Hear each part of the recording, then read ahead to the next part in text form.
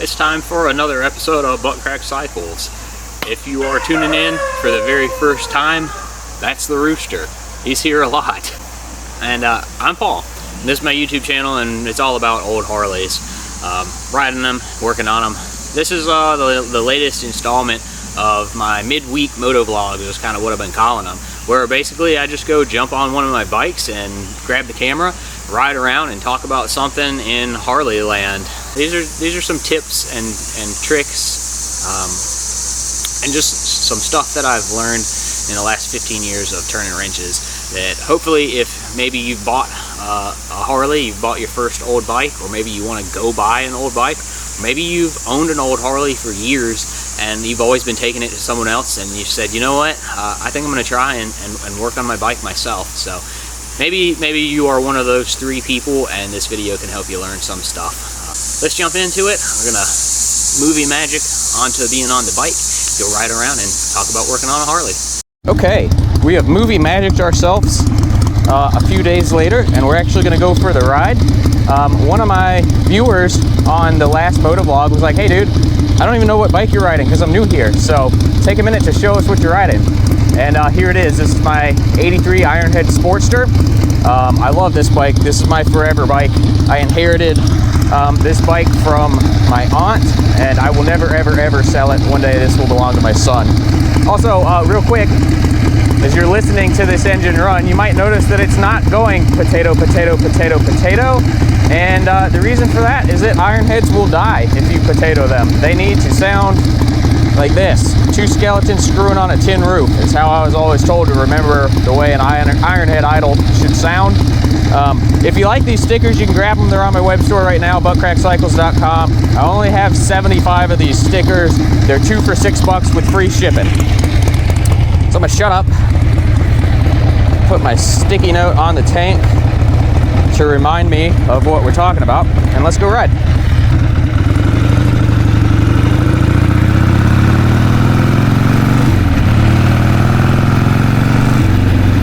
Right, so like I talked about in the sort of the intro there, sitting behind my little shed shop, I don't know everything there is to know. I'm still pretty young. That's the tagline of my channel, is a young guy keeping old Harleys alive. I'm 35, and I've been a mechanic for a full-time job for the last 15 years. So I've definitely learned some stuff along the way, and I still have a lot left to learn. But, you know, I thought I might pass on a little bit of what I do know to people watching this, whether you're older than me, younger than me, whatever. You could probably still learn something from me. And that's going to be a key thing in this video, is the only way that you'll ever get to be a better mechanic, whether it's on Harleys or anything else, is by keeping an open mind and always being willing to learn. So without any further ado, let's jump into my list of 5 things that'll make you a better Harley mechanic. These are in no particular order. Number 1, RTFM. If you don't know what that means, it stands for read the effing manual. You can learn a lot by watching YouTube and reading Google forums and such. But at the end of the day, there is nothing better than the actual factory shop manual for your bike, as well as the factory parts manual for your bike. I understand that these have gotten kind of expensive over the last few years. You can expect to spend on your average, you know, vintage Harley shop manual, probably about 60 to 80 bucks, and the parts manual probably about the same. But on average, $150 to make sure that you have the right literature for your year model bike is pretty cheap insurance, just to ensure that you're doing the job right. Even if you think you know how to do something, it's often good to just sit down and read through the shop manual. And the shop manual is also always going to have, you know, your proper torque sequence. So if there's a special order that you need to tighten fasteners in, and of course it's going to have your values so you can set your torque wrench to the right thing and make sure that, you know, everything's tightened to the correct spec. It's not over tight, it's not under tight.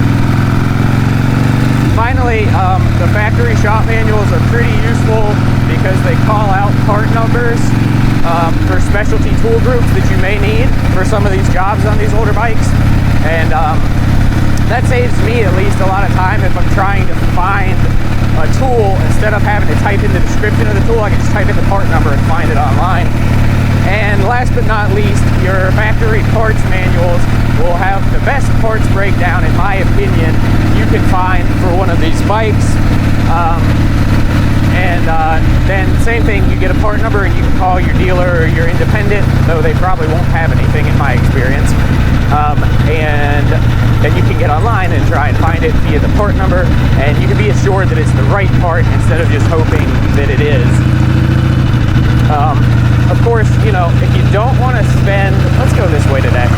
If you don't want to spend the money on a hard copy manual, there are scanned PDF copies of pretty much all of the Harley manuals online for all these old bikes that you can download for free, and then maybe take to like a Kinko's or something and have them printed out and hole punched and put in the binder. Or even what I'll do sometimes is I'll print out like one section. I'll just print like just the electrical section out for the bike if that's what I need at that time, and that way I don't have to spend the money on, you know, printing like a whole crap load of paper and ink. I just print out the one little section at a time that I need. You know, but bottom line is RTFM, get a manual, read it, obey it, understand it, follow it. It will not set you wrong. There are definitely some additional tips and tricks and stuff that you can learn by watching YouTube and reading forums. But the shop manual is a fantastic place to start. And in my opinion, you're lost without one. You're really just going through it. You're flying blind. And that usually doesn't end well. Thing number 2 is take your time. Don't rush. I know a lot of people think that, you know, a good mechanic is a fast mechanic. But a good mechanic isn't necessarily a fast mechanic. A good mechanic is a good mechanic. I would much rather have someone working for me in a shop that maybe takes 2 hours to do a job, and the job is done right the first time. It's clean. There's not, you know, he doesn't leave a big mess on the bike behind him that the customer is going to complain about. Everything's torqued correctly, and he did the job, or she did the job correctly. Did it right the first time, and there's no comebacks. And that's looking at it from a business perspective as someone who, you know, turned wrenches to make a living his whole life. This also, to me, is not just about like taking your time and doing the job, but also taking your time just in your mental state when you're working. Whew. Good bump. If you feel like you're rushed while you're doing the job, like you're in a big hurry to get this job done because you got somewhere to go, maybe, you know, your wife or whatever wants to go out to dinner, and you are out there in the garage and you're working on the bike, my best advice is to just walk away from it. Come back tomorrow when you're not rushed, because the times that I do screw stuff up, it's generally because I'm in a hurry. So that's number 2, take your time. Number 3, find a mentor. Find somebody who is working on the stuff that you want to work on. If it's old Harleys, then it's old Harleys. If it's 3406 cat engines, find somebody who works on cat engines. And see if they'll spend some time with you. Maybe you can go shadow them in their shop. Go work for free for a little bit.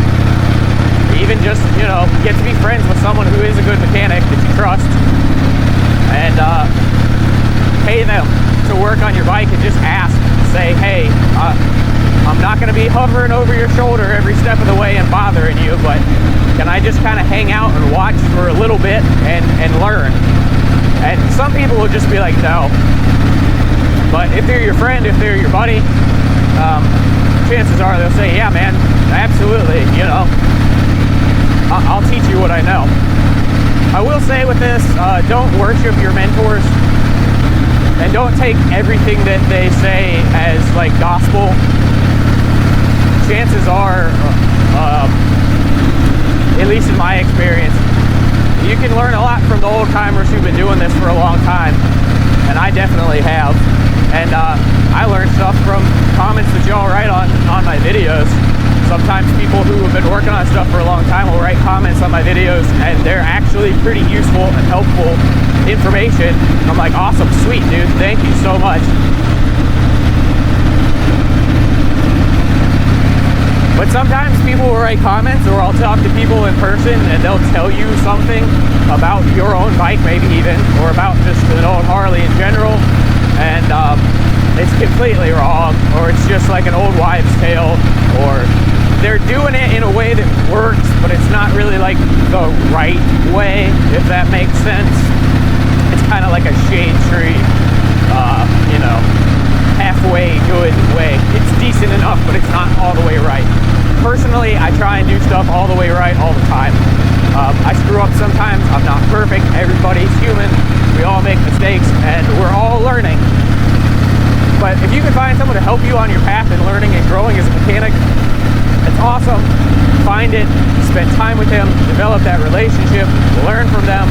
Just maybe take some of it with a grain of salt, or if not taking it with a grain of salt, sort of fact check something. If it doesn't sound right, if it seems like they're doing something like a real shade tree way, like, I don't know, don't be afraid to get a second opinion, especially if it's your own bike that you're working on. Number 4, this one might actually be a little controversial, but it is something that I believe in, and it is buy good tools and always use the right tool for the job. Surely someone is going to say you don't have to buy all the specialty fancy tools to do the job, you just got to be creative and work harder. And while that is true on some jobs, sometimes you can cheat and use a homemade tool or use some old-timer shade tree method, and it absolutely 100% does work, and it saves you from shelling out a couple $100 for some specialty tool. In my experience, the right tool for the job is always the right tool for the job. And generally, you will spend more time and more energy screwing around trying to save a buck with some homemade rigged up crap, to the point that it's not even worth it, and you should have just bought the right tool to start with. That's just my opinion on tools, though. And then the first part of that was buy nice tools. I'm not saying you need to go rack up $10 or $12 or $15,000 worth of debt with the Snap-on or the Mac-Man. Far from it. If you are a hobbyist and you're working out of a little home shop, go to yard sales. You can buy, you know, some of the older Craftsman stuff, especially like the V series Craftsman stuff, is actually pretty good tools. And a lot of, you can buy like older like Proto and Flom and SK back in the day. They all made good tools at really like a working man's price. So hit up some yard sales and Facebook Marketplace and Craigslist and stuff. And you can find used Snap-on and Mac and Matco tools often at a pretty good price too. But don't be afraid to spend some money on some tools. A cheap tool really sucks. If you're breaking ratchet teeth left and right, or if you're using a cheap, crappy Chinese, no-name, off-brand wrench, and you're rounding off bolts left and right, the cheap tool didn't save you any money. It probably cost you money, and definitely will cause some frustration and anger, probably. So again, don't feel like you have to spend a fortune on tools. I own a ton of tools, and I bet I own $60,000 worth of tools. But, you know, again, I bought them over the years, and I pretty much paid cash for everything. I had a tool truck account for maybe about the first 2 years of being a mechanic. I paid $40 a week on, and as soon as I started making good enough money to pay that thing off, that's what I did. I paid that tool truck account off, and only bought tools one at a time, and only when I had the cash to buy them. So that's my little ramble about tools. This left and do talk about thing number 5. Thing number 5 that'll help you be a better mechanic is learn to read a wiring diagram. For the love of all that is good and holy in the world, please take the time and learn to read a wiring diagram. It is not that hard. Negative ground, 12-volt DC wiring is pretty simple, especially when you're talking about old Harleys. There are no, you know, printed circuit boards to worry about trying to figure out a diagram on a PCB. There are no logic controlled circuits. This is really simple stuff. Switches, relays, grounds, you know, there's not much to it. But it amazes me how so many people do not know how to read a wiring diagram and are working on their own bikes, or even working on stuff for customers. That is mind-blowing to me, the amount of people with a wrench in their hand and a test light in their hand and a Harbor Freight voltmeter that oftentimes are screwing up more stuff than they're fixing when it comes to electrical stuff, simply because they don't understand, you know, just basic DC circuitry. And reading a wiring diagram is the best way to understand how that stuff works. You know, get a book, do an online class, something. Understand what all the symbols mean. Understand, you know, how a resistor works, how a diode works. You don't have to be an electrical engineer, but just being able to know what the symbols mean on a diagram and how those symbols translate to the real world and how all of those things interact with each other in the real world, as far as, you know, making your headlights work or your turn signals work. And then being able to follow the flow of power on a wiring diagram, or check for, you know, where you might find a short or where you might find a ground issue. The wiring diagram is the best place to start. You can sit down, print a copy off, grab a pen or a highlighter, and just logic your way through it on paper really fast, and you can make yourself your own sort of troubleshooting guide to fixing whatever your issue is. Y'all have seen me do that on this channel somewhat regularly, you know, whether I filmed it or not, you know, that happens on this channel. And it happens in my real life. I say my real life as if this channel isn't my real life. It is. You know what I mean? It's sort of my real job a lot.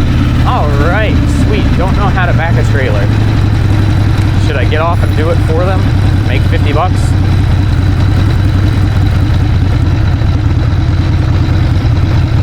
Alright, just gonna sit here and wait.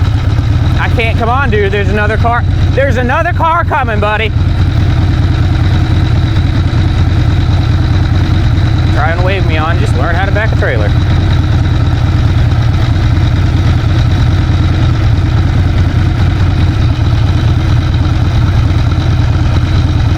Gonna let traffic go, or is he gonna just run into us? I'm going. Screw this guy.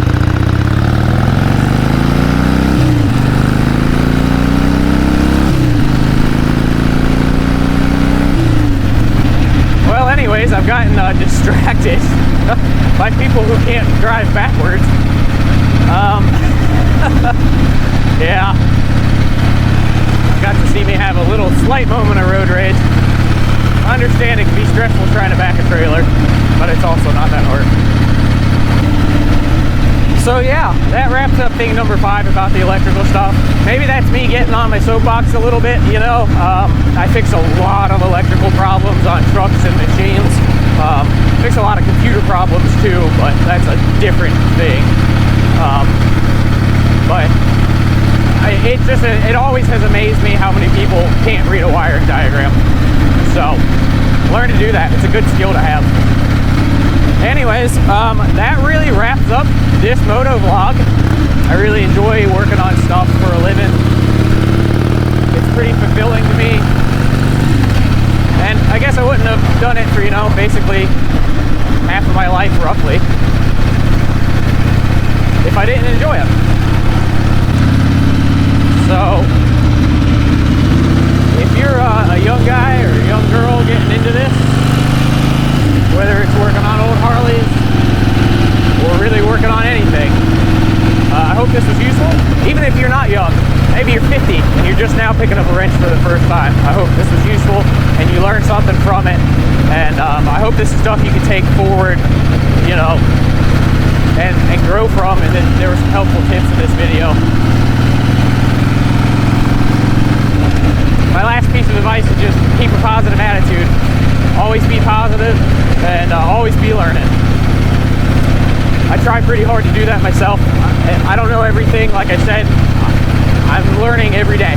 Every day that there's a wrench in my hand, and with every bike that I fix, and with every truck or generator or bulldozer that I go work on, it's a chance for me to grow as a mechanic and improve my skills and learn something new. So just take that attitude moving forward, and I don't think you can go wrong. And for the older people out there, the old graybeards, guys in shops who've been doing this 50, 60 years, if you got a young person who wants to learn, please teach them.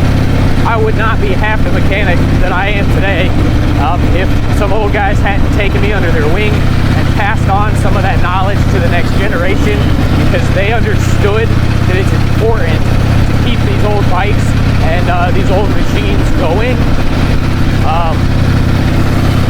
And if you're just going to be a grumpy old curmudgeon who refuses to pass on some information, take a look in the mirror and rethink that.